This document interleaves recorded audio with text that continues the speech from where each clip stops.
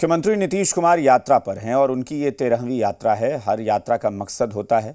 इस बार मकसद साफ है, समाज सुधार का। और इस अभियान को लेकर बीजेपी को लगता है कि नीतीश कुमार आरएसएस की तर्ज पर समाज सुधार पर निकले हुए हैं। तो क्या सीएम नीतीश आरएसएस के मॉडल को अपना रहे हैं? इस सवाल पर अब सियासत भी गर्मा गई है। क्या सीएम आरएसएस के मॉडल पर यात्रा कर रहे हैं? बीजेपी के बयान के बाद सीएम की नीति पर सवाल। कौन है मॉडल, आरएसएस या फिर महात्मा गांधी? इस काम को भारतीय जनता पार्टी राष्ट्रवादी विचारधारा समाज को सुधारने के दिशा में, समाज को गोलबंद करने के दिशा में, नेशन फर्स्ट के दिशा में हमेशा इस काम को करते हैं।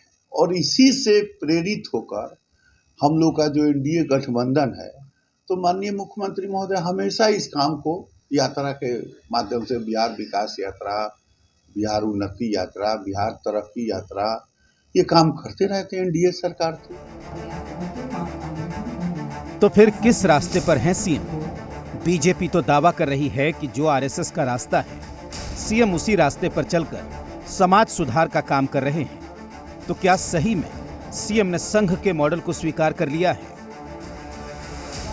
राष्ट्रपिता महात्मा गांधी के विचारों से प्रभावित होकर ही उनके कार्य योजना पर काम करने का जो उनका माननीय मुख्यमंत्री जी का संकल्प है, सच में वही संकल्प ही जनता के लिए भी शिरोधार्य है।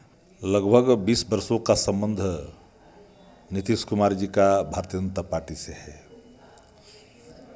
संघ के संगठनों से है, संघ प्रमुख से भी है। तो स्वाभाविक तौर पर बिना विचारधारा को एडॉप्ट किए हुए उस अलायंस में रहने का सवाल कहां खड़ा होता है। विरोधियों को भी लगता है कि सीएम नीतीश पर संघ का प्रभाव पड़ने लगा है, लेकिन जेडीयू इसे सिरे से खारिज कर रही है। जेडीयू का मानना है कि नीतीश कुमार महात्मा गांधी के विचारों से ओतप्रोत हैं, पर बीजेपी कहती है कि संघ को मॉडल मान भी लिया तो हर्ज क्या है। देखिए, आरएसएस का विचारधारा कोई अलग विचारधारा तो है नहीं।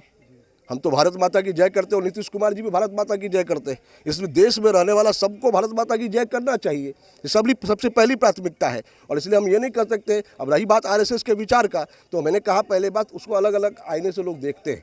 भारतीय जनता पार्टी भी देखती है, अन्य पार्टियां भी देखती है, लेकिन सबका मकसद आरएसएस का एक ही है कि भारत माता की जय हो।